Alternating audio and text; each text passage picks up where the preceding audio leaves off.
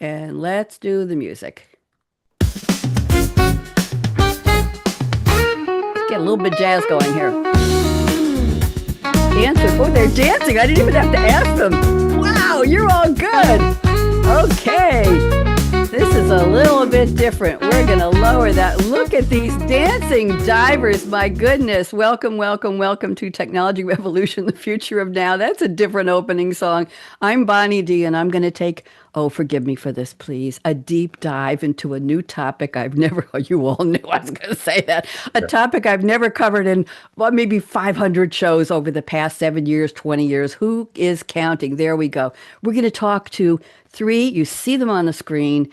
They are divers. They are underwater photographers, videographers, but they also happen to be authors in a variety of genres. So I'm thrilled to welcome all of you, and I'm going to open the show with, let's get started. So here we go, and I have a special gift for each of you, and let me do my intro.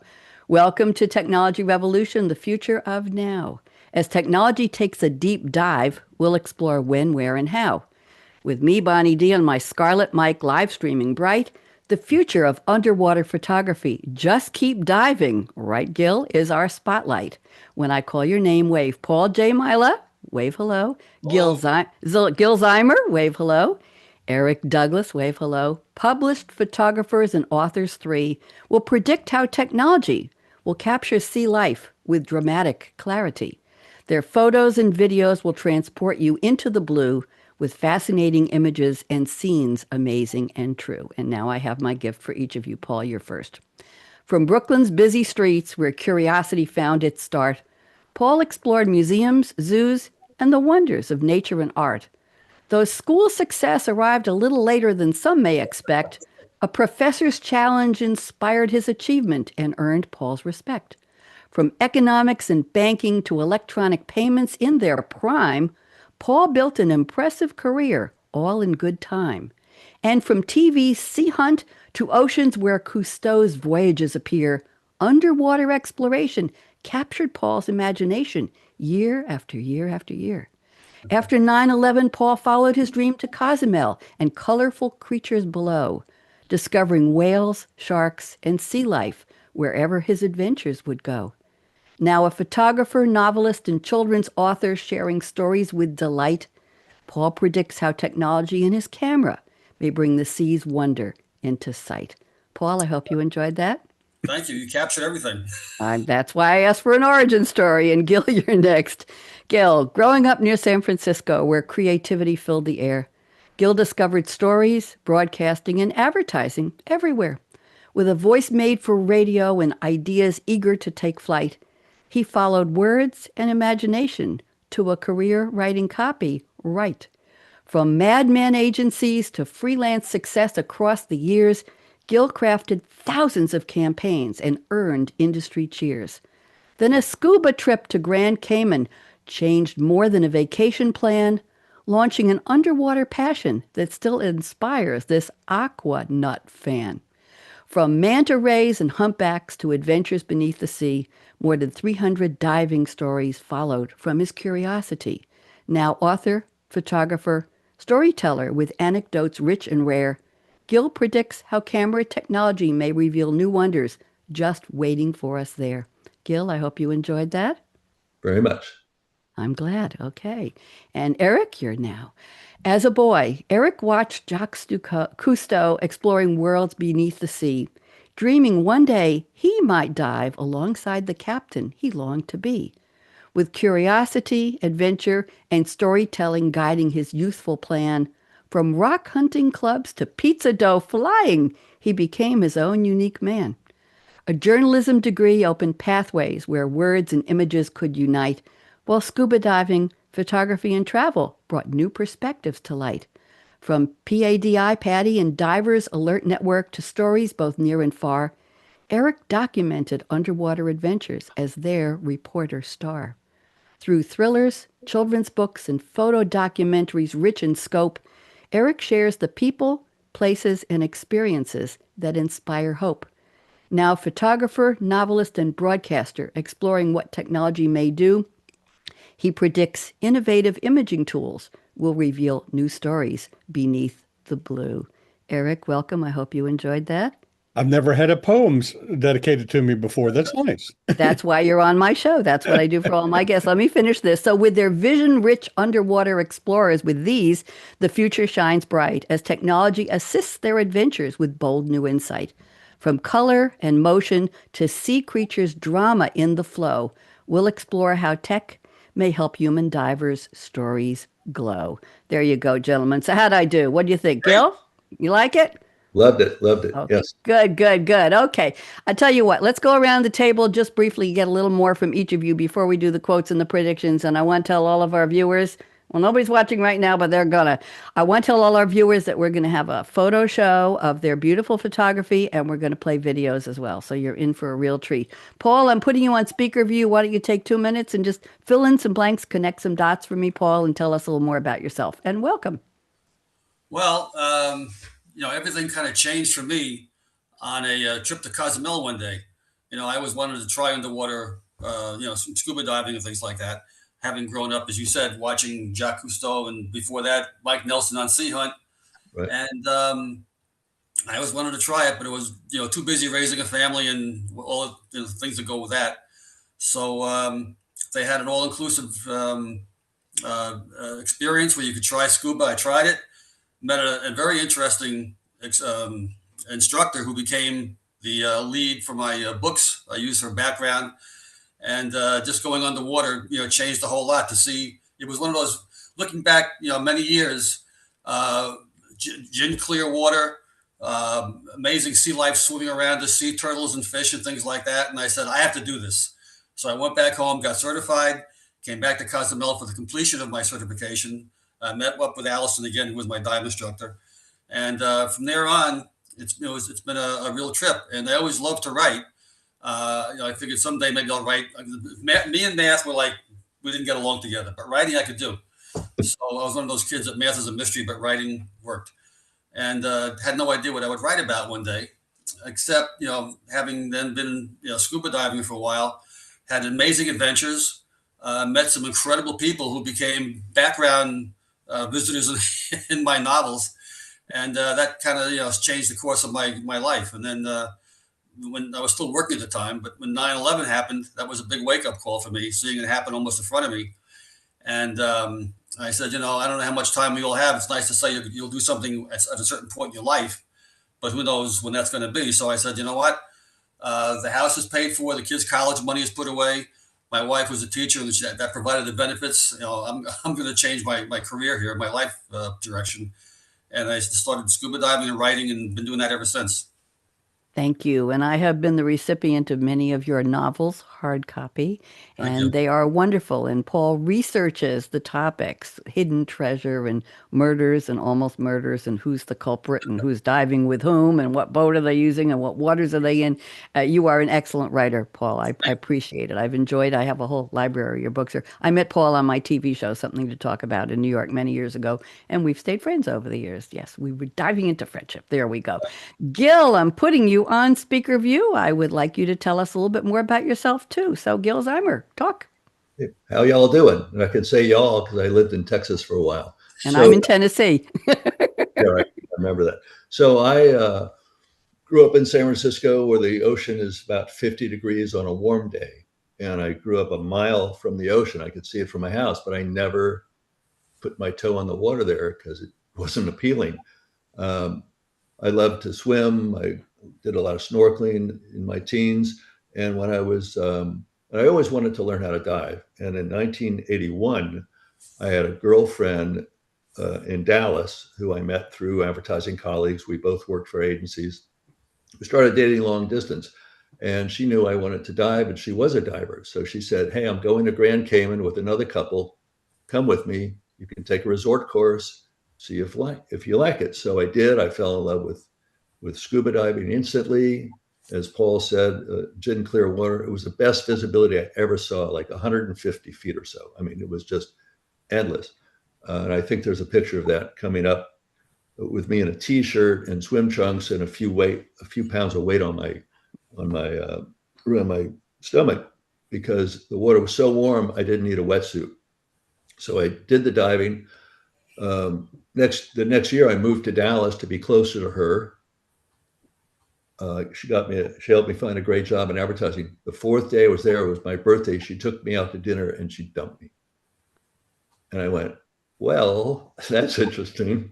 And my twin brother got engaged that day, who had been my roommate in San Francisco. So anyway, I lived in Dallas for 4 years. While I was there, I got certified at a dive shop up the block. And the certification dive was in this reservoir south of Dallas. It was 60 degrees. It was a silty bottom. Visibility might have been 2 feet generously. It was horrible, but I knew how good it could be. And then I moved back to San Francisco in '86, and I started going on dive trips to the Caribbean, Hawaii, and Mexico, and live at boards, and really got the bug. And then I wrote my first scuba story in '93 after I was married, and I'm in a mixed marriage. She's a diver. She's not a diver, but I am. Same religion, but mixed marriage. And so we negotiate our vacations. Last year, I went to Palau for 12 days. She went on a hiking trip to Utah with her girlfriends. And then the fall, we went to Spain for 3 weeks. And we do that often. I'll go on a trip, she'll go on a trip, and we do something together. So over the years, I've been fortunate to have written over 300 stories about diving, newsletters, blogs, articles, and I compiled 65 of them into a book last year. Thank you very much. A very interesting tale of moving for the girlfriend. She's not the one you married. We know that. Very, very interesting. And we're going to show the cover of your book in our slideshow. So thank you. And the one I haven't met yet is Eric Douglas. And Eric, impressive bio. So I'd love for you to tell us a little bit more, please, and welcome. And it's a pleasure to meet you. It's good to see the other two gentlemen. I'm actually struck by just how similar our stories are in a lot of ways. I've been to Cozumel 4 times, I think. I've been to Grand Cayman 4 times. You know, we've had those pretty same overlaps. I learned to dive where I'm sitting now in West Virginia. I had wanted to learn to dive a long time. Learned to dive with my girlfriend at the time, Gil. And I had just graduated from Marshall University, with a degree in journalism. And I had, as a kid growing up, I'd always wanted to go to work for National Geographic. And so I looked at my resume, which did not have a whole lot on it, and thought, what can I do as a writer that would make me more appealing to National Geographic? Now, I thought about learning to fly. And I thought about scuba diving. Scuba diving is much cheaper than learning to fly, so that's the route I chose. I believe me, and growing up with Cousteau and all that is very much true. But it was sort of an economic choice at the time too. Fresh out of college, 1990, and but I learned to dive here in West Virginia. My first 65 dives were in Summersville Lake before I ever made a dive in the ocean. First ever ocean dive was Panama City, Florida. I was wearing a Farmer John wetsuit at the time, just the bottom half, and managed to get stung from elbow to shoulder by a jellyfish. That didn't deter me, though. I typically wear a little bit more upper body covering now, though. And it led to a career. In '98, I applied for a job with Patty. Never thought I would even get a call back from them. Ended up getting the job and moved to California for a couple of years, Southern California. And it is cooler water, but I think that's really where I cut my teeth as a diver, I think. We were diving every weekend, running over to Catalina Island, the Channel Islands, all those places, and really cut my teeth. I had 100 or so dives under my belt at that point, but I really became a diver in California. And it's led to a career. I became a medic along the way, a diver medic, went to work for Divers Alert Network, wrote the Lessons for Life column for Scuba Diving Magazine for almost 15 years. And I've got a whole bunch of books too. Wonderful. Thank you, all three of you, for your stories. I appreciate it. You're all very interesting, fascinating gentlemen, and interesting that Cousteau came up multiple times and uh, getting certified and the places you've been and the gin clear water, Paul, that's etched in my memory now. I appreciate that. And the You must writing too. The writing, the passion for writing is interesting, the thread that connects, and photography. So I'd like to very quickly, I really want to get to the slideshow of your pictures and then videos, but I'd like to quickly go over two things. I've asked each of you to send me a fictional quote from a movie, TV character, or a song lyric. I have just a little bit of research on each, and I'd like to go over it and ask you to relate it to our topic today. So we're getting pre-predictions phase, and then we'll do one prediction each, and then we'll go for the show. So Paul sent us a quote from Dorothy Gale, played by Judy Garland, The Wizard of Oz, the original 1939 musical fantasy film. According to the U.S. Library of Congress, it is the most seen film in cinematic history. I bet it's vying with Gone with the Wind. I bet there's a vying there. Best Picture at the Academy Award, it won Oscar. It won, let's see, Best Original Song for Over the Rainbow, blah, blah, blah. It didn't make a profit until they re-released it. It was MGM's most expensive production at the time. Here's the quote Paul has picked. Paul, just take about a minute or two and tell us what this has to do with our topic, the future of underwater photography. Here we go. Toto, I have a feeling we're not in Kansas anymore. I don't do a good Judy Garland impression, so I'm sorry about that. Paul, go ahead and tell us, what does this have to do with our topic, please? Okay, pretty short and sweet. Basically, once you've been underwater, it's a whole nother experience or a whole nother world down there. I have a friend of mine who's also an author, and she titled it "The Universe Next Door." Basically, that's a good way to describe being underwater. So, basically, when I've been underwater and had the experiences I've had, seen the things I've seen, especially the first couple of times when you're really much more in awe of what you're seeing, it's like, wow, I'm not where I used to be anymore. Fill in the blank. Kansas, New York, Brooklyn schoolyard, wherever. Okay.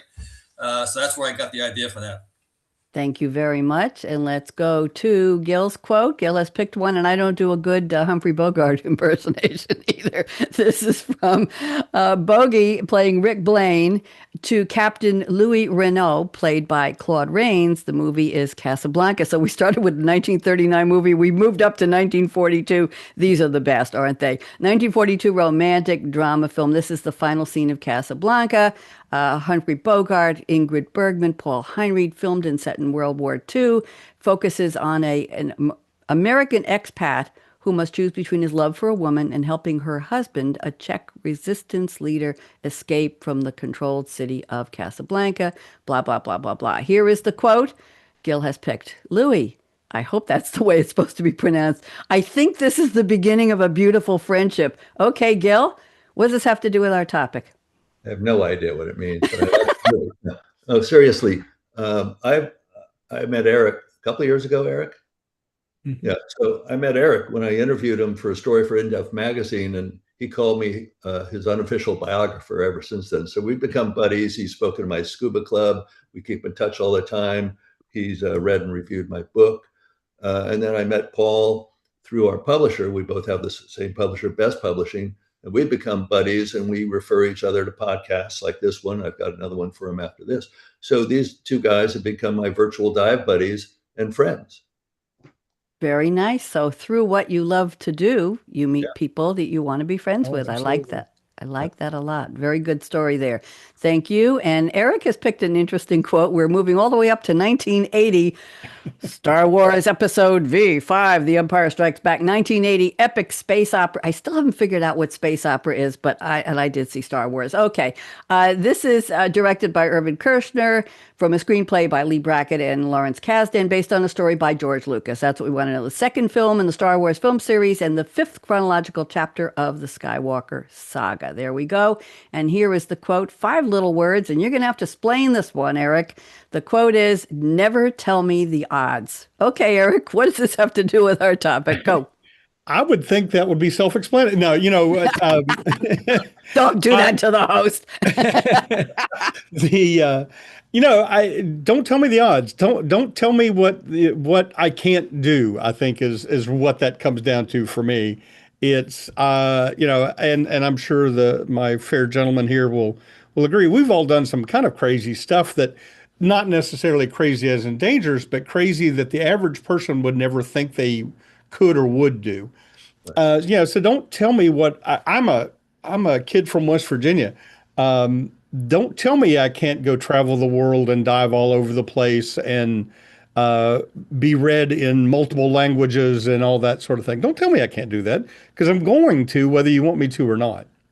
And how does this relate to the future of underwater photography? Don't tell me the odds that I can go under the water with a little camera, maybe in a box, and I can take gorgeous pictures. Can we relate What? it to that? Sure. Thank you.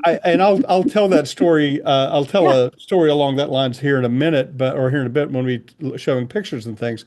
But yeah, the first time I was involved in underwater video making, filmmaking, um, and that's just 30 years ago, but it was a completely different world. Now, where we were holding lights and cameras and all this stuff, and now you can get better images off of a camera that's this big. So that exactly. Yep. I'm taking Uh, pictures. Thank you. Yep. so that's where I think it is. Don't tell me that it's always going to be like this because it will change and change quickly.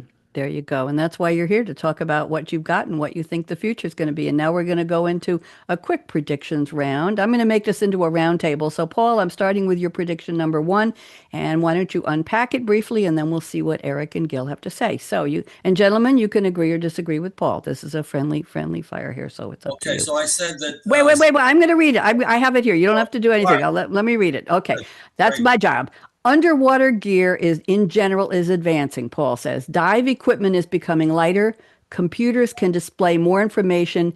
Eco-sustainable wetsuits. You have covered a gamut, Paul. Why don't you just expand this, pick any one of the three, or explain them all briefly, and then we'll see what Gil and Eric say. Go ahead, Paul. Well, in general, everything that we use underwater is just getting better. The BCs, the buoyancy compensated vests that we use, are getting lighter, more just easy to maneuver and put on. It's becoming lighter, as I said. The computers we use to tell us what's going on in the water, to give us more information to keep us alive and let us know how we're doing during a dive. Eco-sustainable wetsuit, for example, a lot of wetsuit manufacturers are using materials that will not degrade and make things more comfortable for us to use underwater. So the whole industry is making things more easy for the average person to do, which is a big step forward. So, you know. Okay, let's see what your co-panelists have to say. Gil, what do you think? Agree or disagree? Anything you want to pick on there and elaborate for us, Gil? And then Eric? I agree with all of it 100%. Last weekend, I was in Long Beach for Scuba Show, which is the largest consumer scuba convention in the world, 39th year. And row after row among the 400 vendors were all these advancements in wetsuits, in dry suits, in cameras, in masks, in PCs, everything. Everything's getting smaller, lighter, smarter. Agree with it all. Yeah. Thank you. Eric, anything you want to seize on? You know, 1998, 1999, I did a story for the Undersea Journal when I worked at Patty, but I went back to the very first issue of Skin Diver magazine, which is one of the literally first diving magazines from the 50s, black and white. But I looked at all of the equipment they were advertising, and when you compare, they had these old wetsuits that were literally like a plastic trash bag that you had to wrap up together and then bind over to close the. So yeah, the equipment is the changes to that are zippers, but yeah, I mean are changing impressively. I agree. Thank you very much, Paul. Thank you for kicking off the predictions round. Gil, I'm going to your prediction number 3. I will read it. Let's see where we go with this. Gil says he predicts less expensive tracking hardware and software so dive boat operators never lose track of their divers. I'm just going to say, OMG, that's kind of important. So Gil, unpack this for us, please. Right. Yeah. A couple of months ago. Well, I write a monthly story or column for Scuba Diving Industry Magazine, which is a trade magazine. And earlier this year, I had the opportunity to interview the folks at Mari's, which is an Italian company, best known for their GPS, but they have created a buoy that floats in the water and it's got all the electronics, and all the divers wear devices that can be tracked by the buoy, and the liveaboard boat or your day boat tracks everyone in real time on radar, and they can see where all the divers are. So a diver wearing this equipment will never be left behind. And you can also communicate with other people in real time as you're diving with simple commands on the device you're wearing. Very important. And we know when that goes awry, that's where you get your novels, that's where you get your mysteries, that's where you get your dramas, that's where we get TV shows with great underwater photography. Will they find her? Will he surface? Will he have enough air? We know that when that's not possible. Eric, you want to comment on what Gil shared, his prediction, and then Paul? Sure. Actually, the fun part of that story from my perspective, not getting lost underwater, but in my very first novel, Cayman Cowboys, set in Grand Cayman, by the way, is I included similar technology to that as a prediction. There's and I had met a gentleman down there who I went diving with, who was testing out a similar type of device, but in that case, it worked the other direction. It was a sensor that you carried that helped you guide your way back to the boat. Ah. So basically, I kind of a stupid compass that told you which direction to go. And I don't think that ever made it to a commercial market, but I included that piece of technology in my book 20 years ago. And now it is becoming commercial. Now it is becoming a reality. See what a visionary you are. Paul, you want to comment on this one? Yeah, well, that's a surprise to me as far as what Gil was talking about. I didn't know that even existed yet, which is very refreshing because most of the diving I do in Cozumel is drift diving, meaning the boat doesn't stay anchored in one place. It kind of follows you along. And what the boat driver is supposed to do is follow your bubbles. And that can vary depending on surface conditions and the skill of the boat driver. And I've been in situations where you come up and the boat's right there, or it's way far away because the guy didn't read your bubbles correctly. So this is a great technology. It would really ease my mind if I could get a hold of one of these things and use it in my next dive. Steve, Paul, aren't you glad you came on the show today? Now, Wow, you know. Gil, talk. Yes. I want to add something to this. So I was in Little Cayman a couple of years ago with my dive club, and one member of our dive club, everyone told me in advance, this guy likes to go off on his own. And you know, he's had over 1,000 dives, so he knows what he's doing. But we call him the Wandering Jew because he'd get in the water and he'd disappear, and then he'd come back on the boat. But I'd heard a story that he was in Indonesia, like Raja Ampat, and he was so far away from the boat, he came up on the wrong boat. He thought this other boat was our boat. That's like putting your clicker in a Florida parking lot and coming up with the wrong white sedan. We'll leave that one alone. Thank you very much. That was a great prediction, Gil and Eric and Paul. Thanks for commentary. Eric, I'm going to your prediction number one. This is interesting. I've tried to pick one that's different from each of you. Eric says, AI will make it possible for heads-up displays in masks to identify fish and coral underwater as you swim. This sounds very interesting. Eric, tell us a little more, please. Is it here? It's not here yet, but it's extrapolation. There are heads-up displays in masks already that will display your depth, your time, and your air pressure. Yeah. So there's not, and especially with the leaps that AI has made in the last 2 years, there's not a doubt in my mind that it'll turn into almost like a virtual reality mask where you can see a fish swim by and it will tell you, oh, that's a Goliath grouper and it's native to and give you all that information rather than coming up on the boat afterwards and going, did anybody see the really big fish? And trying to having somebody explain it to you. I have a Birdfy, Birdfy, Mhm. Wi-Fi bird feeder in my yard here, and it has a solar panel that keeps it charged, and it has a camera, and it reports to me who visited the bird feeder. And Yep. I have the videos. It says 10 seconds ago, a northeastern red warbler visited, and I get to look at the video. Sometimes I just stand up and look out the window too, but that's the same idea. It identifies through AI. Gil or Paul want to comment on what Eric just shared, and then we're going to go to our Yeah, slideshow. yeah. Of all the predictions that you had put into our previews that we were able to read before the show, that one caught my attention the most because it was like a wow moment. Like, wow, that's pretty really cool. I'm familiar with the kind of mask Eric was talking about that display your information on, depth and all that kind of good stuff.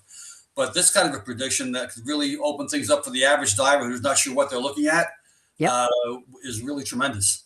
Good. That's why I share these with you. Gil, thoughts? Yeah, I was fascinated by it too. And I know commercial divers have this kind of technology where they get a display that they can read inside the mask. And Google and Meta made glasses like that. So it's just one Mhm. step further to add the fish identification and so on. There you go. Eric, thank you for that. Go ahead, Eric. You want to say something? I was just going to say, I have an app on my phone similar to your bird feeder, which we have one of those too, Yeah. but it listens to bird calls and, Oh, and identifies the whatever birds I'm hearing in my backyard Cool. and shows me pictures and I can click on it and it gives me all that information. that's a So, wow. so yeah, I think we're there. We just nobody's done it yet.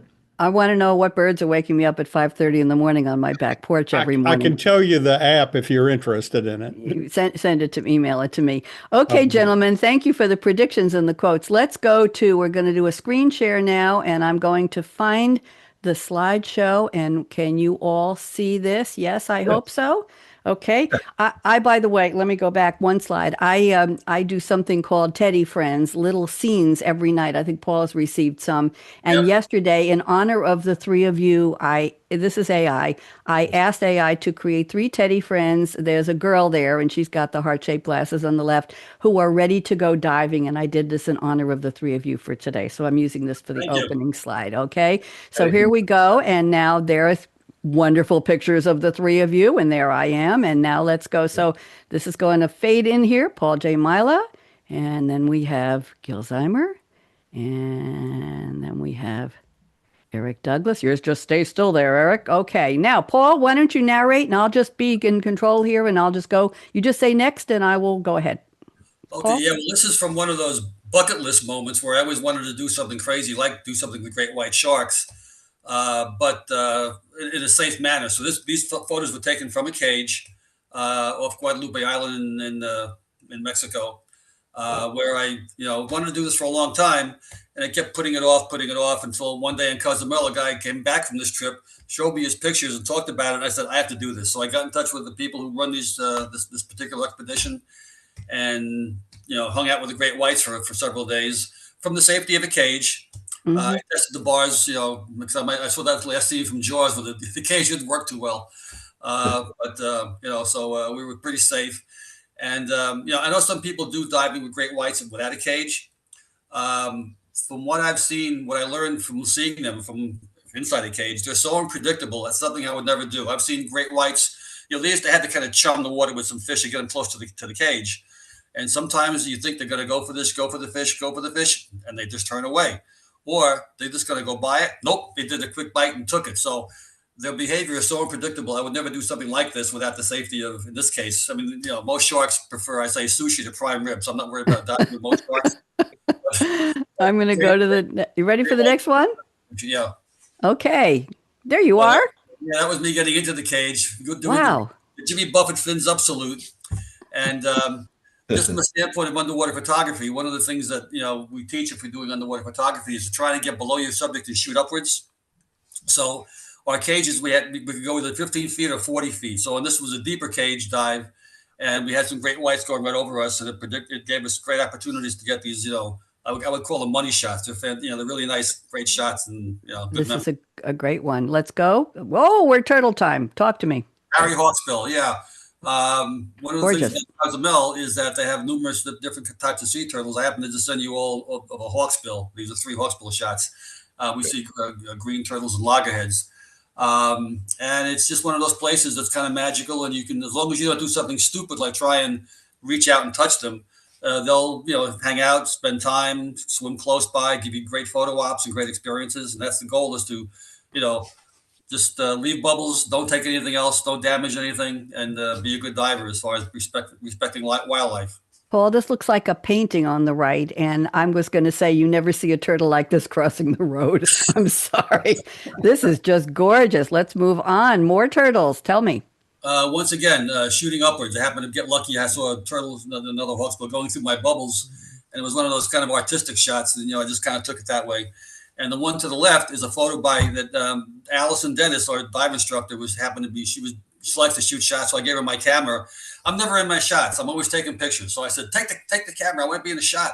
And she got a great shot of a hawksbill going by me, and we kind of swam together for a while, and she took the shot. So thank you, Allison. Beautiful. Let's go. Oh, it's time to look at. All right, tell us what these are. I know, but tell us. Okay, these are the 4 children's books that came about totally almost accidental. Writing kids' books was not on my radar until I met Best Publishing at a Beneath the Sea show in New Jersey. And they had a booth where they're showcasing their books and things like that. And they said, would you be interested in writing children's books? I said, hadn't thought about it, but yeah, sure. And I had the idea, I have so many photos, instead of hiring an illustrator, why not use my photos to tell the story along with the text in the book, so children can actually see what these animals really look like in their own environment and give it some context. So what I've done, which is like it's a little bit interesting for kids' books, instead of having an illustrator draw pictures of what the animals might be doing, I was able to find enough pictures that I could pick the appropriate shots and write the stories around the photographs to tell whatever story I wanted to tell. Very clever. And I like the way you've done alliterative titles, the names: Gracie Green, Harry Hawksbill, Larry Loggerhead, Sally Stingray. Very nice. Let's go. Oh, tell us a little bit about the inspiration. Who are these two adorables? Larry Loggerhead, and I think we might see a video later on, was that we came across a huge a loggerhead sea turtle the size of a truck going past us. And all of a sudden I see his shell had a huge gash. His flippers were kind of abraded from being rubbed against or hit by a boat probably or whatever. And after I watched the video, I got home, I said, okay, I have an idea for my next book. Because the ideas for my books just come out of nowhere. Every book I've written, I thought would be my last book. But then something happens, whether it's one of my novels or the kids' books, I either meet somebody interesting or have an interesting experience or whatever, and that becomes a book. And in this case, that's what happened with Larry Loggerhead. Although the interesting thing was, it was supposed to be Lori Loggerhead until the folks at the Sea Turtle Hospital that I went to photograph some turtles there, they read the rough draft, and they said, no, you see this big, huge, thick tail? Yeah. See those little claws on the flipper that they use to hang on to females when mating? I said, yeah. Well, it's not Lori's. You better make it Larry's. So he became Larry Loggerhead. I had the sex wrong. No comment on gendering. There we go. Tell us about this one. Well, okay. This was, again, diving with humpback whales. This was snorkeling because, as we were told, when we went to a whale sanctuary, for the ones at the top, the 3 across the top, were taken in the Dominican Republic off the Silverbank. The ones at the bottom were taken in Tonga, South Pacific. And we were told you don't go down scuba diving with whales, because in whale culture, and humpback whales and most whales have a culture. They communicate. They have certain behaviors. Blowing bubbles underwater can be taken as a sign of aggression. And the captain said, trust me, you don't want to piss off a 50-ton whale, so no bubbles. So I said, great. So these are all taken while snorkeling. And the amazing thing about the top left shot is that you'll see that whale. There's a baby whale on top that I had taken. And all of a sudden, the mother came by. I said, maybe this wasn't a good idea to be so close to the baby. But as she came by me, you look at her left pectoral fin. She was so close. I have these huge, long pectoral fins, about 10 feet long. She was so close, she would hit me with a fin. She drew it behind her, alongside her body, so she wouldn't hit me, and then cruise right past me. Wow. Those 2 photos on the right are the top of the baby, one I used for the book. So I had those experiences, and then again, down in the bottom ones are in Tonga. Seeing mothers and babies react like this and take great pains not to hurt us and be respectful of our space in the water gave me the idea to write a book about saving whales, because at the time when I wrote the book, Japan, Norway, and Iceland were trying to subvert the International Whaling Commission's ban on commercial whaling. And having seen these experiences, had these experiences, I said I have to do something. So this became Whales Angels, And that's Nice. whales, the whales apostrophe. The apostrophe means the angels are the people who go out inside in front of the harpoons of those small boats, like the guys from Sea Shepherd, Yep. so that they can't shoot the whales. That's in the background of the story. Thank you. And a couple of your other books, just Yeah. briefly tell us. Okay. Well, the first one, those ones on the right, those two fiction ones. Dangerous Waters was my first one. What was dangerous wasn't the shark, was more the people, were the dangerous people, who were the dangerous factors in the book. Fireworks became a book after experiencing 9/11. It's a long story behind that. I won't go into that now. But the nonfiction on the left is my only nonfiction book, Bubbles Up. Another diving friend from the West Coast, Judy Hemingway, was a writer. She's the one that wrote The Universe Next Door, about describing our underwater adventures. Mm-hmm. Put our adventures together and became Bubbles Up. And if I have a quick moment to tell you where the title came from, I'm a Jimmy Buffett fan. One day, Jimmy Buffett wanted to get a ride in the Tomcat, and from an admiral friend said, "Okay, I can arrange that, but you have to take safety lessons." Which one of the lessons is going into a pool with a cockpit that turns upside down. You have to get out, go to the surface. The day of his test, he's really nervous, and his admiral friend comes by, pats him on the back, and says, "Hey, rock star, if you get nervous, remember it's bubbles up, meaning follow your breath to the surface." That's what the title came from. It's a great story. Just tell us quickly what these are. I want to make sure we get time for Gil and Eric. Go ahead. Quickly, these are just the other four novels. Actually, I have a couple since then, and one I'm working on now. And basically, it's I want to take any more time from the rest of my guests, but there's four more novels. They kind of follow each other, but I wrote them in such a way that you can pick up any one and figure out who's who in the book, even though the same characters appear and the stories are all different, but they're all based on people I've met, experiences I've had that turned into novels. And your covers are beautiful. Your photography is beautiful. One mistake I made, I'll just Yes. end this quickly. Contrasting, for example, with Eric's book, you should make if you're a novelist, especially, you should make your covers consistent. These aren't. I thought it would be my last book. I said, I'm not going to write more books. Looking back, I should have taken care to make my covers consistent, which you'll see with Eric's books are very consistent, and you know who wrote the book. Yes. I saw that. I was looking at the fonts and the sizes and the placement of your name. Good thing to do. No. It's we love your books anyway, Paul. It's fine. Gil, you're up. Tell us about these photos. Thank you, Paul. Go ahead, Gil. Okay, so I'm embarrassed by my photos compared to these two guys. You know, I have this little handheld camera, and I write word pictures. I take pictures to help me remember a moment in the dive, but they're snapshots, they're not portraits. So I'll start with that caveat. So on the left was in Cozumel, this was one of my best shots. It's a silhouette of three divers with the sun above us. On the bottom right, this was part of a video of a free swimming moray eel. And in all the years of diving, I've only seen free swimming moray eels a handful of times. It's kind of rare. Go on. These are gorgeous. What are these? On the left, I was in Palau last year. This manta ray was like 12 feet across. Huge, giant Pacific manta ray. But I'd like the juxtaposition of the manta ray with the Moorish idol. On the right, little caiman, green sea turtle. Lovely. Let's go. Oh, there you are. Is that you? All you? Yeah, the bottom left, when I had hair, that was 1981. I was 32 years old there in Grand Cayman. Top left was 4 years later in Granbury, Texas. And then the middle shot was taken by Paul Human, who's a famous underwater photographer and fish chronicler. That was in Belize. And in the bottom right was a funny shot I took in a dive shop in Palau. Thank you for those. Talk to me. Oh, this is beautiful. This was Little Cayman, just a whole school of fish with nice lighting with the little see-through in the back there. Lovely. I put it into a green frame. I thought that would offset the fins. Very nice. Beautiful. And this is your book. Tell us about this. Yeah, so my book is about diving is a serious sport. It's a potentially dangerous sport. We know what happened in the Maldives a few weeks ago with those 5 Italian divers in the cave. But I look on the lighter side of things, and Most of the stories I've written are humorous, things about trying to propose to my wife underwater and so on. Oh, She almost drowned. But most of the stories I wrote, and both these guys have read my books and reviewed it. Thank you. So it's called Scuba Storyteller, which is how I brand myself, mostly humorous diving tales by an addicted aquanaut.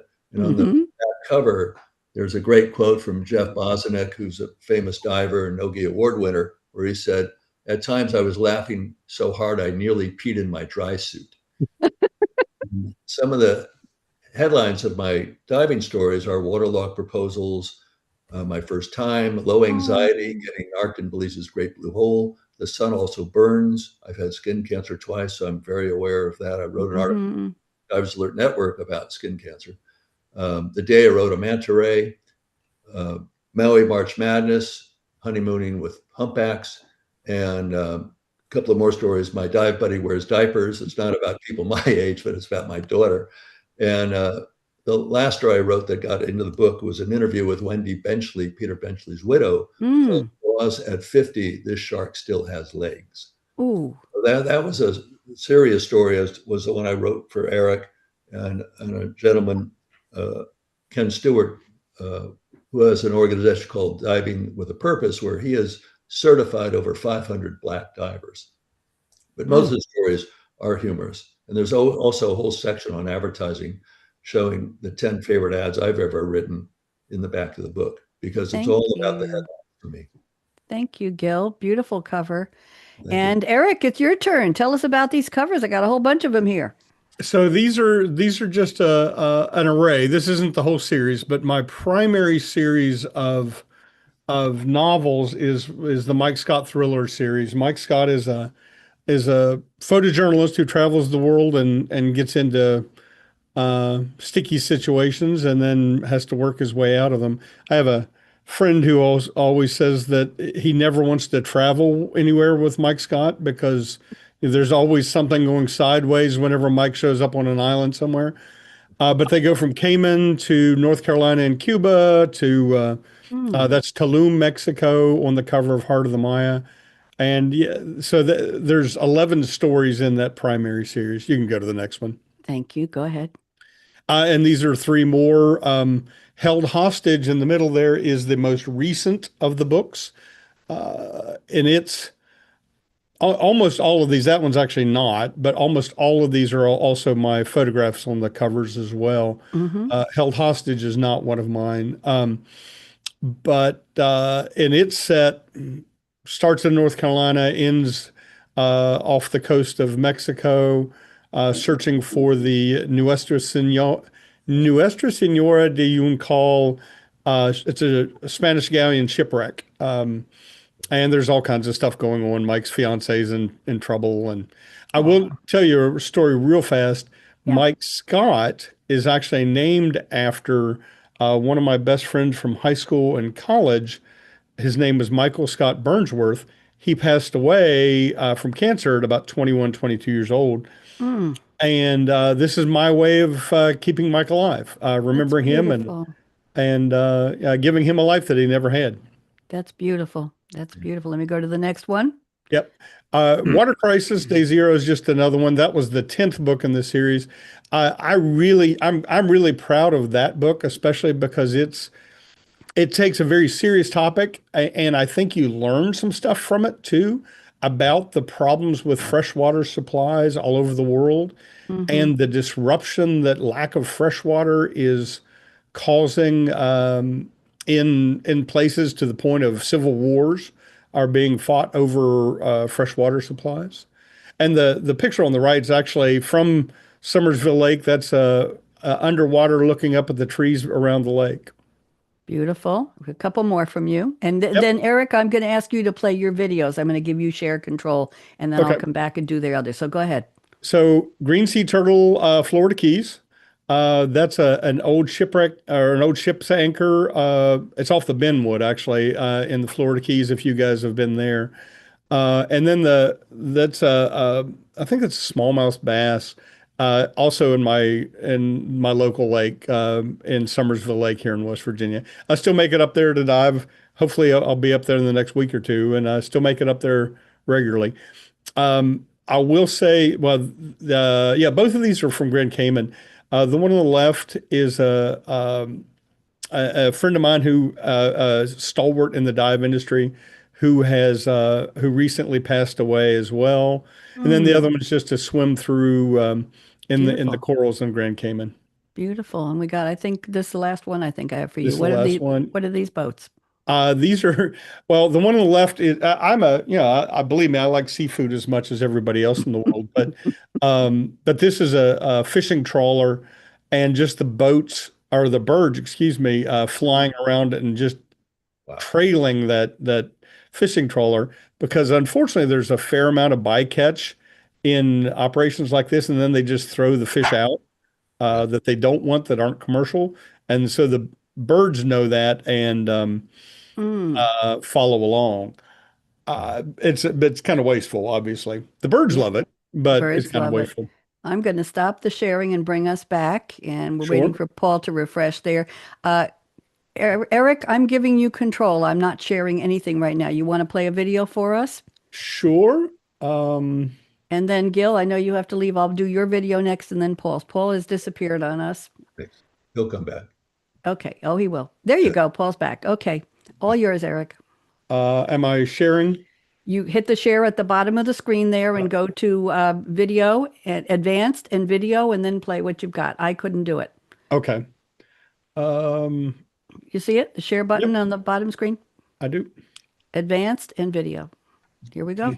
Can you see the video? Yes, So- played.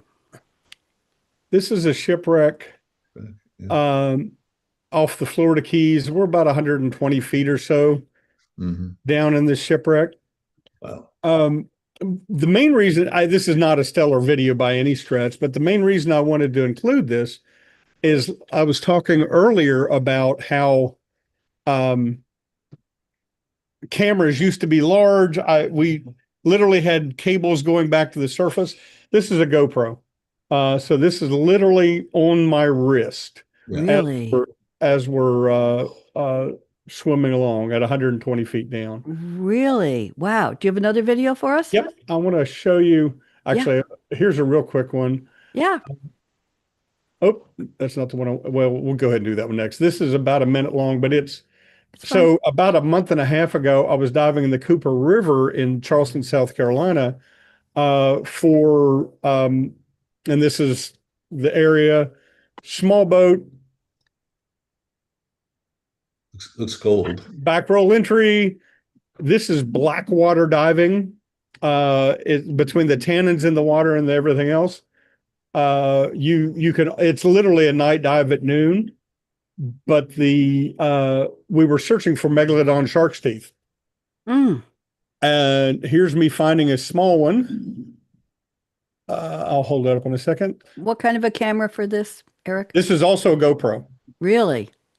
This is a GoPro and a small handheld light. That's all I was carrying. Oh my goodness. Just a I flashlight. found a bigger one than that too on this dive. And then, and a couple quick, it took me probably half an hour to edit that together. And that's the changes in technology. It's pretty phenomenal. It is. You want to do I've one got more? I've One got more and then other- we'll do Gil. Go ahead. All right. Yep. These are great. Ooh. I love this video just because how often do you get to see a conch walk? You see a purple. I'm sorry. I didn't say that. Walking over to the soup bowl to become Conch. This is 20, 30 feet of water in the Keys, and he's just making his way along, and they move faster than you would imagine they would. Really? It's hard to see him moving, but it's a beautiful picture.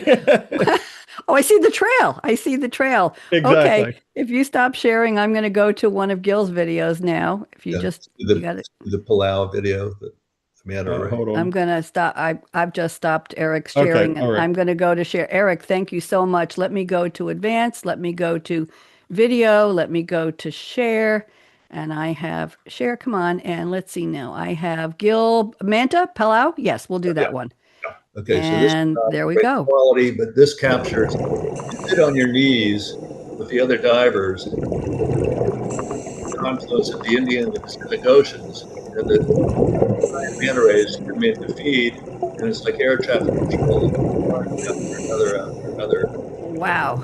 right by. You see one on the left there. Wow. Let me go. Oops. Let me stop it and let me stop sharing that one and let me go to another video and let's see if we can get one from. You have another one you sent me, Gil? Oh, that's okay. I have to actually And jump off now. But I thank know you do. Thank you so much, and I'll send you all the links. Bye bye. Bye-bye. And Thank Paul's you, going to stay. And Paul, I'm going to play your videos now. There we go. And let's do loggerhead video. Let's do this Okay. one. Here we go. You can narrate. Oh, it's So beautiful. we were swimming on a reef in Cozumel, and this huge loggerhead came along. You see the deep gash in his shell, and also under his left flipper, you can see where his skin is kind of abraded, probably from the impact. Now I later on learned this is a male because you can see his thick tail in the back, and that little hooks on his flippers, that and his front flipper there. That's what the males use to hang on to females when they mate. Anyway, so he didn't seem bothered by us. And you can see how big it is. Towards the end of the video, there's a good perspective that you see actually how big he is next to a human. Yes. Basically, from tail to the end of his nose, his beak rather, what do you call that? He was about as big as, almost like 6 feet long. I mean, he was huge. And This is a gorgeous video, Paul. as long as we kept our distance and didn't try and reach out and touch him or bother him, he was very comfortable. That's my friend Fulvio in the background there, swimming alongside. Yeah. And as this comes to a close in a second here, we'll pull away, and you can get a good idea of him next to a human from the perspective side, just how big that turtle was. Yeah. Fulvio's in your books. I recognize the name. That's Fulvio. Yes, he manages my condo in Cozumel. That is gorgeous. I think we have time to squeeze in one more. Let me stop that one and let me stop sharing there and let me try to get one more for you. And let's go to video and share and let's see, Paul. Let me see, Barracuda. Let's do the Barracuda. Go ahead. Yeah, this was the second dive on a reef in Cozumel, Paso de Cedral. And another diver told me this fish had been in a fight with another snapper, and this was the loser. As you know, nature does not like losers. So with all his friends, different kinds of fish, not just snappers, but triggerfish, that's those blue ones, they can be vicious, those queen triggerfish, were eating him, and they didn't hit any vital parts of his body. He's still swimming around with missing half of his body, but then the fish leave because they see what's coming. Zoom, one barracuda, two barracuda. And this guy twisted and twisted and twisted, cut him in half. And then another barracuda comes over my shoulder and finishes him off. That's Alice with the dive cap in the video. And she has a brand new diver with her doing her first open water dive ever. We told her later on, it doesn't get more exciting than this. And then we were surrounded by barracudas. We didn't know what was going to happen then because the food was gone. But they didn't want us. Like I said, most of these fish, like sharks and barracuda, they prefer sushi to prime rib. And they just like they're not going to bother you as long as you don't bother them in most cases. And they just swam around for a while. And that was basically the end of the exciting part of the video. The interesting backstory to this is that I get a call one day from some young lady saying, "Hello, I'm from National Geographic. We'd like to use your video in an episode of Nat Geo Wild." I said, "Really?" So she goes, "We're going to come to your house and we'll do an interview with you and stuff." And I said, "Great, wonderful. I'd be happy to do that. I have wonderful, fish up on the wall." And she says, "No, we can't have any man-made structures in the video. We have to go outside somewhere where there's no man-made structures." I said, "In Nassau County, aren't you near a beach?" I said, "Yeah, it's February. It's cold. Can you handle it for 20 minutes?" I said, "Sure." So we went on to National Geographic, that little video. Congratulations. Eric Douglas, it's been a real pleasure to meet you. I hope you'll come back. Paul, I'd love to do this again. And please send Gil my regards. I'm going to play some outro music here. Let's go out with the music from my new show. Take the time to set this up, Bobby. My pleasure. Can you hear it? Dance with me. Stick around. We'll talk for a minute afterwards. My new show, my new daily show, Say What Good News. Give it a second. Morning coffee in my cup. Make it decaf, please. Scrolling. I like high test coffee. I've had enough. Not for me. Same old drama. Same old feed. Flip that now. That's what I need. Turn it up. Let those bad vibes fade. Get rid of those headlines. Okay. Hit play. Good news. We talk it out. We lift the mood. I'm going to say goodbye and we're going to stop the recording. Eric, stay in touch. Don't go away. Thank you Bye, for the everybody. opportunity. Bye. My pleasure. My pleasure. We're out.